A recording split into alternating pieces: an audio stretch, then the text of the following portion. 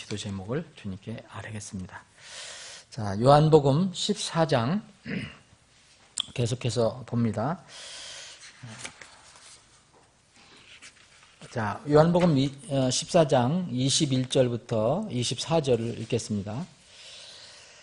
내 명령들을 가지고 지키는 자가 나를 사랑하는 자니 나를 사랑하는 자는 내 아버지께 사랑을 받을 것이요 나도 그를 사랑하여 그에게 나를 나타내리라.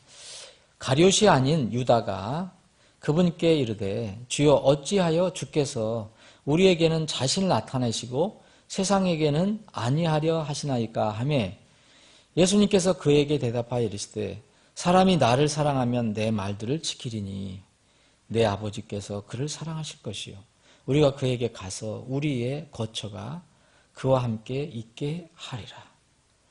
나를 사랑하지 아니하는 자는 내 말들을 지키지 아니하나니 너희가 듣는 말은 내 것이 아니요 나를 보내신 아버지의 것이니라. 여기까지 한번 보겠습니다. 지난주에 좀 시간 관계로 제가 빨리 정리를 했는데 지난주에 우리가 살펴본 부분을 잠깐 더 살펴보고 오늘 읽은 부분을 이제 상고해 보겠습니다. 지난주에 읽은 부분 중에서 우리가 18절을 다시 한번 제가 읽겠습니다. 내가 너희를 우위로 없이 버려두지 아니하고 너희에게로 오리라. 이런 말씀이 있어요. 이게 요한복음 14장 18절 말씀을 여러분들이 이렇게 음미를 해보시면 이렇게 묵상을 해보시면 참 큰 위로가 되는 말씀임을 알 수 있습니다. 그러니까 천사를 대신 보내신다는 것도 아니고요. 주님께서 제자들에게 직접 다시 오시겠다고 지금 약속하시는 내용입니다. 이 약속하신 분은 바로 제자들을 위해서 제자들의 그 죄 문제를 해결해 주기 위해서 십자가에서 피 흘려 죽으시고 묻히셨다가 제자들의 부활을 위해서 이제 부활하실 것이고 승천하실 바로 그 예수님이 지금 그 제자들에게 약속하신 것입니다. 이것은 이제 이 역사적으로도 실제 이제 이루어졌습니다. 이 부활하시고 죽으신 뒤에 부활하신 뒤에 제자들에게 그때 찾아오셨었거든요. 그래서 요한복음 20장을 보시면 그리고 21장을 보시면 부활하신 예수님이 제자들 다시 찾아온 그런 내용이 있습니다. 당시 주님 앞에 있었던 이 제자들에게 약속하신 이 말씀 중에서 주님께서 다시 오시겠다. 이것은 주님의 재림을 말씀하시는 거거든요. 물론 이제 부활 뒤에 제자들에게 온 것도 말씀하시지만 넓게 보면은 이거는 다시 오시겠다는 것은 이 시대의 주님의 제자들인 우리에게도 다 해당이 됩니다. 그 제자들에게 직접 다시 오실 것이라고 말씀하신 것처럼 우리에게도 직접 다시 오시겠다는 겁니다. 근데 그동안에 제자들이 잠깐 동안 주님께서 부활해서 다시 오실 때까지 그 기간에 굉장히 방황했고 또 성령님이 강하게 임재하시기 전까지도 굉장히 방황했고 심지어는 성령이 오시고 나서도 어떤 사람들은 어떤 교회들은 많이 방황을 했습니다. 근데 이 기간 동안 예수님이 몸은 떠나시지만 우위로 없이 너희들을 버려두지 아니하실 것이라고 약속하십니다. 여기 보면 너희를 우위로 없이 버려두지 아니하고 그랬어요. 그래서 우위로 없이 버려두지 않는다는 것은 뭘 이야기합니까? 근데 이 제자들에게는 지금 그 예수님이 실제로 자기들이 보는 예수님이 안 계신다는 것은 우위를 받을 수 없다는 그런 삶. 그러니까 예수님이 떠나는 걸 두려워했고 예수님이 없다는 것은 자기들이 상상도 할 수 없었고 그런데 예수님께서는 그럼에도 불구하고 우위로 없이 이렇게 너희들 버려두지 않을 것이다 라고 되어 있습니다. 영어의 그 고아라는 말이 오펀이라는 말입니다. 이제 우리 언희성 이사님 지금 거기에 고아원을 짓고 있거든요. 고아원하고 미망인들을 위해서 고아원을 짓고 있는데 내년 5월쯤에는 다 이렇게 끝난답니다. 그래서 그러면 이제 거기 교회 정식으로 이제 넘겨주실 건데 거기에 영어로는 오르판 만약 그대로 발음하면. 근데 이게 orphan인데 고아라는 말이 나오는데, 이게 이제 여기서 우위로 없이 버려두지 아니하고 해서 우위로 없다는 이 말, 영어는 comfortless인데 이것의 원래 의미입니다. 이게 이제 헬라 말로는 오르파노스라 해서 여기에서 영어의 orphan이 온 겁니다. 그럼 이제 이 의미가 여러분들 조금 이해가 되죠? 우위로 없이 버려두지 않으신다는 건 뭘 얘기하냐면 우리 제자들을, 우리 그리스도인들을 고아라는 건 뭡니까? 부모가 없는 거죠. 혼자 남겨져 있는 겁니다. 고아가 아무 우위로 없이 버려진 상태, 곧 부모가 먼저 죽어서 자녀를 돌보지 못하는 방치된 상태, 이런 상태로는 너희들 두지 않겠다는 겁니다. 너희들은 고아가 아니라는 것입니다. 고아처럼 버려지지 않는다는 거예요. 우리는 육신으로 볼 때 우리 부모가 없다 그러면 그 고아처럼 느껴지지만 주님은 그렇게 이야기하지 않고 너희들은 부모가 있다, 아버지가 있다, 주가 있다. 주님은 그래서 그렇게 말씀하신 겁니다. 그래서 우리가 전에 가지고 있었던 그 개역성경에는 이것을 고아처럼이라고 번역했습니다. 고아처럼 버려두지 아니하시고. 그것도 잘못된 번역은 아니라고 봅니다. 이것은 우리 주님께서 이제 그 제자들을, 때론 제자들, 친구, 심지어 형제라고 얘기하셨지만 때로는 뭐라고 얘기했었냐면 또 그 자녀들이라고 했어요. little children. 여기 요한복음 13장 33절 보면 어린 아이들아, 예수님께서 이렇게 말씀하셨어요. 그 제자들에게. 그 제자들이 얘기지 장성한 사람들이 무슨 우리 그 예찬이처럼 어린 아기입니까? 근데 영어로 little children, 어린 아이들아, 내가 잠시 동안은 너희와 함께 있노라. 그 자녀들을, 그 제자들을 어린 아이들로 부릅니다. 그래서 이런 개념에서 너희들은 하나님의 자녀인데 결코 그 고아처럼 우위로 없이 버려두지 않을 것이다. 예수님이 떠나시면서 그렇게 제자들에게 용기를 주시는 것입니다. 이 어린 자녀들이라는 것은, 어린 아이들이라는 것은 부모와 자녀의 관계를 보여주는 용어잖아요. 그래서 주님께서는 자녀들을 그렇게 버려두지 않겠다. 거듭 반복해서 계속 말씀해 주신 겁니다. 14장 1절부터 3절까지도 그러시고, 내가 가서 하늘에 너희들이 거처할 장소를 마련하면 다시 너희들 데려와서 내가 너희들 영접할 것이다. 그게 뭡니까, 여러분? 뭘 기다리십니까? 우린 지금 휴거를 기다리잖아요. 분명히 주님께서 약속하신 거잖아요. 이런 약속들을 반복해서 계속 주셨습니다. 히브리 기자도 하나님의 그 영감을 받아서 히브리서 13장 5절 보면 너희의 행실을 탐욕이 없게 하고 너희가 가진 것들을 만족하라. 그분께서 이르시되 내가 결코 너를 떠나지 아니하고 너를 버리지 아니하리라 했어요. 혹시 예수님은 지금 이제 대속의 사역을 위해서 십자가에서 죽으시고 몸은 떠나시더라도 결코 떠나지 않는다는 거죠. 너를 버리지 아니한다. 이 말씀은 계속 주어지고 있습니다. 우리 그리스도인들이 이 땅에서, 여러분들도 이 땅을 살아가면서 어려움 많이 겪잖아요. 적은 일이든 큰 일이든 겪어요. 각자 어떤 가정이든 어떤 사람이든 어려움 없는 사람 없고 고민 없는 사람 없고 난제 없는 사람 없어요. 이 땅에서는 어려움을 겪지 않을 수 없지만, 피할 수 없지만 절망하거나 낙심하지 말아야 할 분명한 우리는 이유, 근거가 있다는 것입니다. 여러분, 이 말씀을 많이 묵상해 보시기 바랍니다. 내가 너희를 우위로 없이 고아처럼 버려두지 아니하고 너에게로 다시 오리라. 버려두지 않는다는 거예요.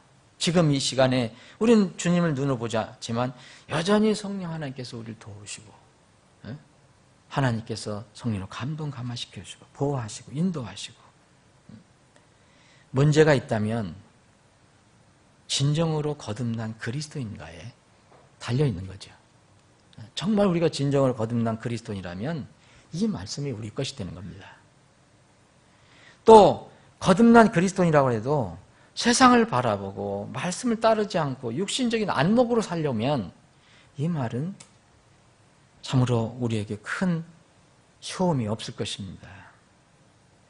성령님이 인도하심에 따라서 믿음으로 순종하며 사는지에 따라서 우리가 우유 없이 버려두지 아니한 그 자녀로서 이 땅에서 건강한 그런 신앙생활을 할 수 있을 것입니다. 내가 갔다가 다시 오리라. 너희는 마음에 근심하지 말라. 하나님을 믿고 또 나를 믿으라. 우리는 그분을 지금 믿고 살아가고 있습니다. 오늘 읽은 부분을 살펴보겠습니다. 이 부분 21절부터 24절은 여러분들이 이게 같은 내용들이 공통된 내용들이 이렇게 들어있다는 것을 금방 아실 것인데 이 부분을 우리가 기억하기 위해서 만약 제목을 달아본다면 주님이 나타나신다 그랬죠. 우리에게 나타나 주신다 그랬는데 그 나타나심뿐만 아니라 함께 거하시겠다는 약속도 하십니다. 그래서 주님의 나타나심과 함께 거하시는 조건, 이 조건이 나와요. 여기 15절에서 이미 언급이 됐어요. 15절엔 너희가 나를 사랑하면 내 명령을 지키라. 아주 간단한 말씀이었어요. 너희가 나를 사랑하느냐? 그 내 명령을 지키라. 여기 이건 뭘 얘기합니까? 사랑하고 순종의 관계를 얘기해요. 사랑과 순종의 관계. 정말 진정한 사랑 안에 있다면 이것은 순종이 따라오는 겁니다. 이 순종, 사랑과 순종의 관계를 다시 한번 강조해서 말씀하십니다. 주님을 한다는 사실은 그 사랑한다고 고백하는 사람이 그분의 명령과 말씀을 지키는 것으로 입증할 수 있다는 겁니다. 그렇게 되면 그 사랑하는 사람은 그 사랑할 대상을 진실로 사랑하는 그 사람은 합당한 결과를 맺게 됩니다. 그 결과가 주님께서 말씀하신 여기 내용이 나옵니다. 내 명들을 가지고 지키는 자는 나를 사랑하는 자니 나를 사랑하는 자는 이제 이 결과가 나옵니다. 합당한 결과입니다. 나를 사랑하는 자는 내 아버지께 사랑을 받을 것이요. 하늘에 계신 하나님 아버지께서 예수 그리스도의 명령을 따르는 사람을 사랑하신다는 거죠. 사랑을 받을 것이요. 또 예수님도 나도 그를 사랑하여 이제 뭘 하셨냐? 그에게 나를 나타내 주겠다. 나타내 주겠다. 예수님의 임재를 느끼게 해주겠다. 하나님의 은혜, 예수님의 은혜를 늘 체험하게 해주겠다. 나타나시겠다고 얘기합니다. 여러분들이 이것을 어떻게 해석하시든지 예수님의 약속은 그대로입니다. 네. 이 예언은 물론 역사적으로 제자들에게 이루어졌어요. 그렇지만 지금도 우리 성도들에게 적용되는 원리입니다. 12 제자가 중에서 이 도마가 있었는데요. 도마는 주님의 말씀을 믿지 않고 따르지 않았어요. 물론 제자들도 다 이렇게 때로는 불신에 빠지기도 했지만 이 부활하신 예수님에 대해서 특히 도마는 믿지를 못했어요. 그래서 이 말씀을 믿지 않았기 때문에 어디를 이렇게 바쁘게 다녔는지 하여튼 모임에 참석하지 않았을 때 부활하신 예수님이 나타났어요. 그 제자들 모임에. 그때 도마는 예수님을 만나지 못했습니다.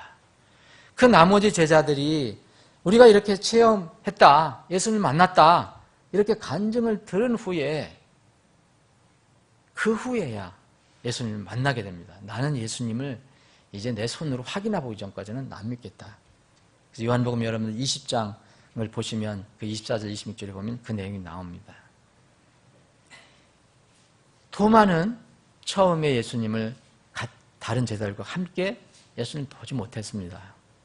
지금 이 시대에 우리 그리스도인들도 믿음으로 주님을 바라보지 않고 순종하지 않으면 주님의 충만한 임재, 은혜를 누리지 못합니다. 이걸 구원 여부를 상실하는 게 아닙니다. 이건 날마다의 그 신앙생활에서 느끼는 것입니다. 정말 우리가 예수님을 무슨 환상으로 보는 게 아니고 정말 말씀으로 그리고 은혜로 예수님이 함께 하신다는 것을 우리가 느낄 수 있는데, 이렇게 세상을 바라보고 말씀을 따르지 않을 때는 이 주님의 임재의 은혜를 누리지 못하는 겁니다. 그걸 잃어버리는 것입니다. 사람들은 주님의 말씀과 명령을 따르지 않으면서도 주님을 사랑한다고 고백할 수 있습니다. 또 주님을 사랑하지 않으면서도 신앙생활에 은혜는 또 풍성히 누리고 싶어 합니다. 이게 모순입니다. 어떤 사람들은, 이런 심한 사람들 중에서는, 이런 사람들 중에서는 은혜로 구원받았기 때문에 주님 명령들 지키는 거, 그거 순종하는 거, 율법적인 생각으로 그걸 매도하는 사람들도 있습니다. 이런 사람들의 신앙생활을 보면 정말 메마른 걸 볼 수 있습니다. 메마른 거.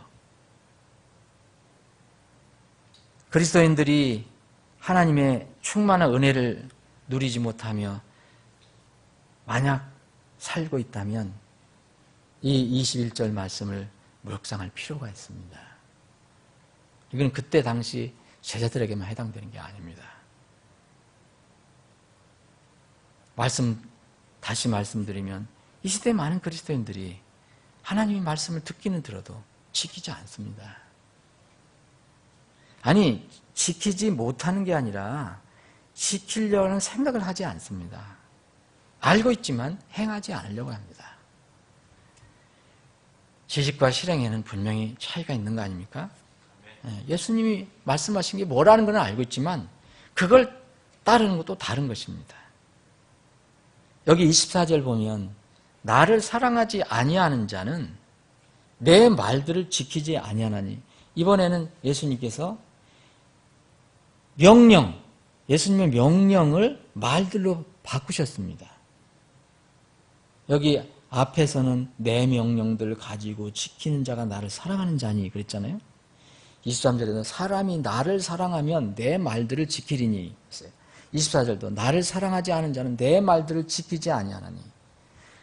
예수님께서는 명령을 말씀으로 이제 바꾸셨는데 말씀과 명령들 큰 차이가 없을 것입니다. 그런데 제가 생각해 보면 이 예수님께서 말들이라고 한 거, 영어로 sayings는 이 명령들보다는 더 큰 범위라고 저는 생각됩니다.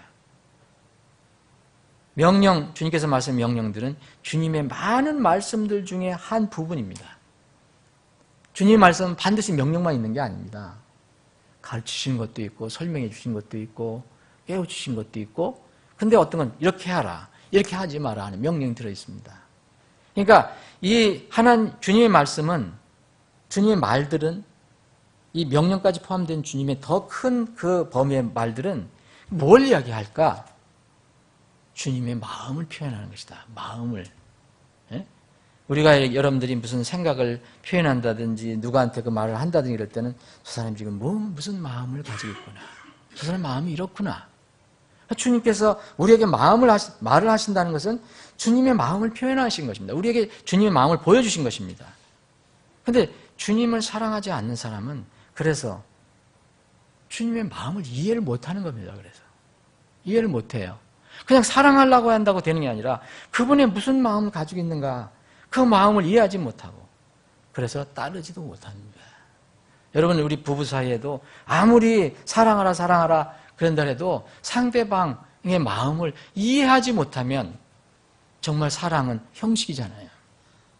그 사람의 마음을 이해하게 될 때 우리는 따르게 됩니다. 이것을 주님은 말씀하십니다.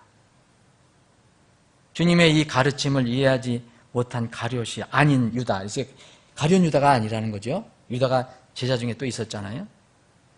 왜 주님은 제자들에게는 나타나시고 세상에는 안 나타나시냐, 이렇게 질문합니다. 여기 22절에 보면 이 질문을 답하는 과정에서 이제 우리가 읽은 것처럼 주님께서는 다시 사랑과 순종의 관계를 다시 강조하십니다. 계속해서 강조하시는 거예요. 유다의 질문에 대해서 답을 하시면서 주님께서는 주님과 제자들의 더 진보된 관계를 말씀하십니다. 더 진보된 관계가 뭘까? 더 발전된 관계가 뭘까? 나타나는 것을 넘어서 어떤 개념을 또 말씀하세요. 여러분, 우리에게 나타나셔요.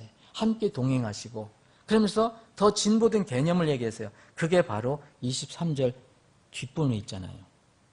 우리가 그에게 가서 우리의 거처가 그와 함께 있게 하리라. 여러분이 거처가 그와 함께 있게 때 우리 집사람은 저하고 집을 같이 쓰고 있거든요. 같이 사는 거예요. 제가 임승환 형제 집에 가서 못 살아요. 아무리 친구라도. 주님은 우리를 그냥 옆에서 우리 교회에서는 같이 만나고 같이 옆에 지내지만 주님은 더 깊은 관계를 합니다. 내가 네 옆에 나타나는 것뿐만 아니라 너와 함께 거처를 함께 하겠다. 이건 뭡니까? 동거하겠다는 겁니다. 동거. 그 얘기를 하셨어요.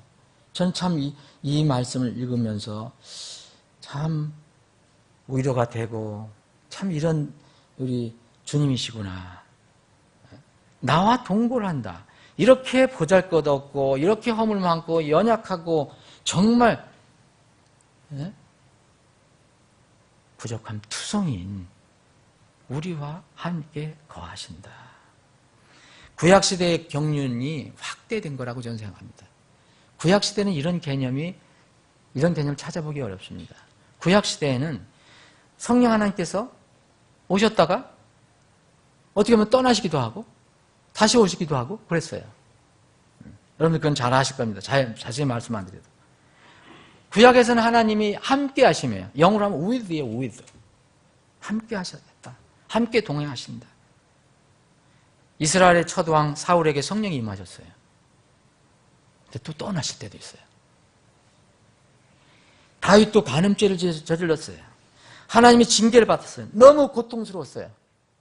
그럴 때 시편 50편을 썼는데 나를 주의 앞에서 쫓아내지 마시고 주의 거룩한 영을 내게서 거두지 마소서 그랬어요. 구약의 경륜은 그렇습니다. 근데 신약에 와서 놀라운 하나님의 경륜이 있습니다. 하나님께서 우리와 함께 사시겠다는 겁니다. 이게 바로 성령의 내주입니다. 우리 눈으로는 보이지 않지만 하나님께서 약속하신 겁니다.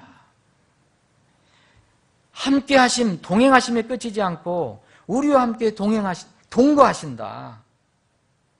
이것을 내주라고 하지 않습니까? 안에 산다. 그래서 성령 내주 이렇게 얘기합니다. 근데 이 말씀을 보면요. 성령님뿐만 아니라 삼위 하나님이 모두 내주하십니다. 아버지 하나님과 아들 하나님이 여기 23절 보세요. 우리가 그에게 가서 우리의 거처가 그와 함께 있게 하리라. 내 아버지께서 그 앞에 보면 보세요. 내 아버지께서 그를 사랑하실 것이요 우리가 그에게 가서 우리의 거처가 그와 함께 있게 하리라. 하나님 아버지, 아들 하나님, 그리고 17절에 지난주에 우리가 살펴봤잖아요. 17절에도 어떻게 됐습니까? 그 뒷부분에 그러나 너희는 그분을 아나니 이는 그분께서 너희와 함께 거하시며 너희 속에 계실 것이기 때문이라. 삼위 하나님이 내주하십니다. 이런 하나님을 우리는 모시고 삽니다. 여러분, 우리가 구원을 받을 땐 먼저 영혼이 구원을 받습니다. 영혼이 구원받으면 우리 몸은 어쩌면 자동적으로 몸이 구원을 받습니다. 우리 몸의 구속은 아직 이루어지지 않았습니다. 그때를 기다리고 있습니다. 죄로 인해 죽은 몸이 이제 그때를 기다리고 있어요. 근데 그 반드시 이루어질 겁니다. 우리 영혼이 구원받으면. 우리 신자들의 몸은 어떻게, 인격은 어떻게 구성되어 있습니까? 영혼, 몸으로 구성되어 있습니다. 몸을 무시해서는 안 됩니다. 몸도 참으로 우리가 귀하게 하나님께서 귀하게 여기시고 우리 신자들의 몸은, 구원받은 신자들의 몸은 매우 존귀한 것입니다. 죄로 인해서 썩어질 몸이 거룩한 하나님께서 내주하심으로 이젠 영원히 썩지 않을 몸이 될 것이라고 약속을 하셨습니다. 여러분 고린도서 15장 읽어보시면 썩지 않게 될 것이다, 썩지 않게 될 것이다 라고 얘기합니다. 그리고 바울 사도가 고린도 교회에 또 보낸 편지에 보면 너희가 하나님의 성전인 것과 하나님의 영께서 너희 안에 거하신 줄 너희가 알지 못하느니라. 그것을 네가 알지 못하느냐? 이것은 강한 말이잖아요. 왜 모르느냐? 너 그런데 왜 모르느냐? 이거죠. 우리 몸은, 구원받은 사람들의 몸은 정말 존경합니다. 거듭난 사람의 육체의 몸에 관해서 여러분들의 몸에 대해서 여러분들 한번 이렇게 만져보시죠. 여러분들의 몸이 비록 연약해도 이 몸에 대한 성경의 가르침을 우리가 잊어버리고 모른다면 두 가지 오류에 빠질 수 있어요. 하나는 고행주의예요. 금욕주의. 몸은, 물질은 악한 것이라고 해서 몸을 막 학대하고 하는 그런 종교가 있잖아요. 또 이 몸은 육체이기 때문에 이제 썩어져 없어질 것이므로 육체의 본성대로 쾌락을 추구하며 사는 반대의 쾌락주의가 나옵니다. 몸을 다 잘못 알고 있기 때문에 그렇습니다. 하나님의 거처가 된 몸, 성전이 된 몸을 사람이 고행하거나 학대하는 것도 죄입니다, 여러분. 우리 것이 아닌데요. 거룩하신 하나님께서 거하시는 몸을 또 거룩하지 않은 것을 위해서 사용하는 것도 당연히 죄입니다. 구원받은 사람은 그래서 함부로 아무데나 가면 안 되고요. 우리 몸을 함부로 아무 곳에나 쓰면 안 돼요. 구원받은 사람은 자신의 몸을 하나님께 살아있는 희생물로 드리라고 얘기합니다. 그러므로 형제들아, 내가 하나님의 긍휼을 힘입어 너희에게 간청하노니 너희는 너희의 영혼을 얘기하지 않습니다. 여기서는 너희의 몸을 거룩하고 하나님께서 받으실 만한 살아있는 희생물로 드리라. 그것이 너희의 합당한 섬김이니라. 하나님께서는 우리의 영혼 중시하십니다. 그렇다고 해서 몸을 경시하시지 않습니다. 우리의 영과 혼과 몸이 온전히 보존되시기를 원하십니다. 몸이 없으면 온전한 인격이 되지 않습니다. 평강의 하나님께서 너희를 온전하게 거룩히 구별하시기를 원하노라. 내가 하나님께 기도하여 너희의 온 영과 혼과 몸을 우리 주 예수 그리스도께서 오실 때까지 흠없이 보존해 주시기를 구하노라. 사랑하는 여러분, 우리가 구원받아서 하나님께 드릴 수 있는 이런 몸이 되었다면 여러분들의 몸을 어떻게 관리하고 있습니까? 거룩한 하나님이 거하시는 성전임을 알고 거룩한 것을 위해서 사용하고 있습니까? 아니면 죄와 육신의 쾌락을 위해서 사용합니까? 부디 여러분들의 영혼 몸을, 거듭난 여러분들의 그 인격을 하나님의 영광을 위해서 사용하시길 바랍니다. 아버지 하나님,